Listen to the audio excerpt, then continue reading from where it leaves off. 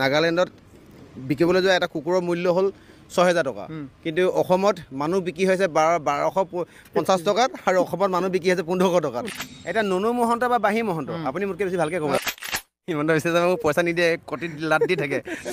লাচিত সেনাৰ এগৰাকী কৰ্মকৰ্তাই অসমৰ আই মাতৃসকলৰ প্ৰতি যি অপমানসূচক মন্তব্য দিলে, তাৰ বাবেও মই ইতিমধ্যে আৰক্ষীক সেই ব্যক্তিজনৰ বিৰুদ্ধে কঠোৰ ব্যৱস্থা গ্ৰহণ কৰিবলৈ নিৰ্দেশ দিছোঁ। লাচিত সেনাক হয়তো আমি এটা দিন আহিব আমি বেন কৰিবও লাগিব। নমস্কাৰ বন্ধুসকল, আজি এটা ভিডিঅ'ত আপোনালোকক স্বাগতম জনালোঁ। আৰু যোৱাকালি নীলোৎপল চলিহাৰ ইউটিউব চেনেল বিকাশ অসমে মন্তব্য কৈছিল যে নাগালেণ্ডৰ এটা কুকুৰ দাম ৬,০০০ টকা আৰু অসমত সেই মানুহৰ দাম হৈছে কি ১,২৫০ টকা, ১৫০০ টকা।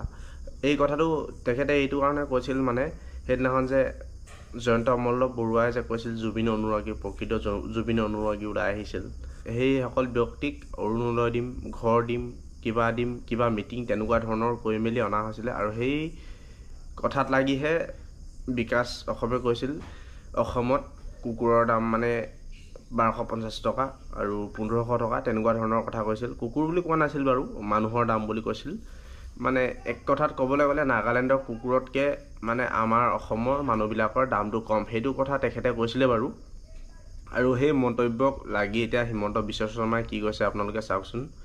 আৰু যোৱাকালি লাচিত সেনাৰ এগৰাকী কৰ্মকৰ্তাই অসমৰ আই মাতৃসকলৰ প্ৰতি যি অপমানসূচক মন্তব্য দিলে, তাৰ বাবেও মই ইতিমধ্যে আৰক্ষীক সেই ব্যক্তিজনৰ বিৰুদ্ধে কঠোৰ ব্যৱস্থা গ্ৰহণ কৰিবলৈ নিৰ্দেশ দিছোঁ। আৰু এই ব্যৱস্থা সঁচাকৈয়ে কঠোৰ হ'ব, সেইটোকে কৈছোঁ। মই বেয়া শব্দ মোৰ মুখেদি নোলাব, কিন্তু সেই ব্যক্তিজনৰ বিৰুদ্ধে সঁচাকৈয়ে কঠোৰ ব্যৱস্থা ল'বলৈ মই আৰক্ষীক নিৰ্দেশ দিছোঁ।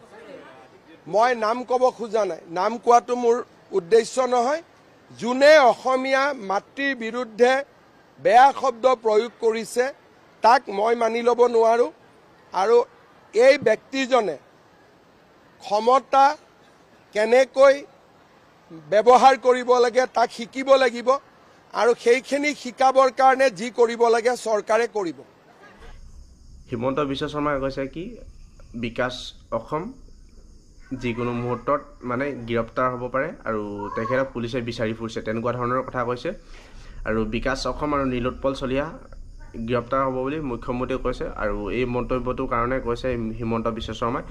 আৰু যোৱাকালি যিটো এটা ঘটনা হ'ল, সেইটো বহুত এটা বেয়া ঘটনা বুলিও ক'ব লাগিব, কাৰণ লাচিত সেনাবিলাকে মানে গৈ মেলি এজন ব্যৱসায়িক অপহৰণ কৰি লৈ গৈছিল। মানে পাইছে যে বীৰ লাচিত সেনাৰ যি নেতা, সেই নেতা নামি পৰিছে ধন দাবীৰ কাৰ্যত, আৰু সেই ধন দাবী কৰিবলৈ গৈ ইতিমধ্যে বীৰ লাচিত সেনাৰ ৫ গৰাকী আৰু সমান্তৰালকৈ আন ৩ গৰাকীক গ্ৰেপ্তাৰ কৰা হৈছে। আৰু এইখিনি মুহূৰ্তত যিহেতু দিছপুৰ থানাত তেওঁলোকক গ্ৰেপ্তাৰ কৰা হৈছে, সৰ্বমুঠ ১২ গৰাকীতকৈও অধিক আছিলে। আৰু এইখিনি মুহূৰ্তত যিহেতু তেওঁলোকৰ পৰা বহুখিনি নথি পত্ৰ পাইছে, কাৰণ তেওঁলোকে দুগৰাকী ব্যৱসায়ীৰ পৰা এই যি ধন দাবী কৰি তেওঁলোকে অপহৰণ কৰি তেওঁলোকক লৈ গৈছিল। আৰু সেই খবৰ এগৰাকীয়ে দিছপুৰ থানাত অৱগত কৰিলে, আৰু লগে লগে দিছপুৰ আৰক্ষী তৎপৰ হ'ল। তৎপৰ হোৱাৰ পিছতেই দেখিবলৈ পোৱা গ'ল যে তেওঁলোকক গ্ৰেপ্তাৰ কৰিবলৈ সক্ষম হৈছে। আৰু অপহৰণ কৰাৰ ক্ষেত্ৰত মানে দিছপুৰ আৰক্ষীয়ে ধৰিলে বাৰু খেদি ৬জনক। আৰু এই কাৰ্য কৰাৰ কাৰণে অকণমান বেয়া লাগিছে বাৰু, কাৰণ এনেকুৱা ধৰণৰ কাৰ্য কৰিব নালাগে, অপহৰণ কৰিব নালাগে মানুহক। আৰু কি কাৰণে ধন দাবী কৰিছিলে, কি কৰিছিলে, সেইটো সিহঁতৰ পাৰ্চনেল মেটাৰ, সিহঁতে জানিব বাৰু। আৰু অসমতো দল সংগঠন খুলিলে তেনেকুৱা ধৰণৰ নেতাবিলাকো এনেকুৱা ধৰণৰকৈ মানে বহুত সম্পত্তি গঢ়াই ক'ৰ পৰা পায় সেইটো নাজানো। কিন্তু যোৱাকালি যিটো ঘটনা হ'ল বা ধৰা পৰিল, মানে এইটো এটা খুব লাজৰ বিষয় বুলি ক'ব লাগিব। আৰু লাচিত সেনাক বেন কৰি দিম বুলি কৈছে মুখ্যমন্ত্ৰীয়ে, সকিয়নি দিছে, আপোনালোকেতো গম পাইছে নিউজত।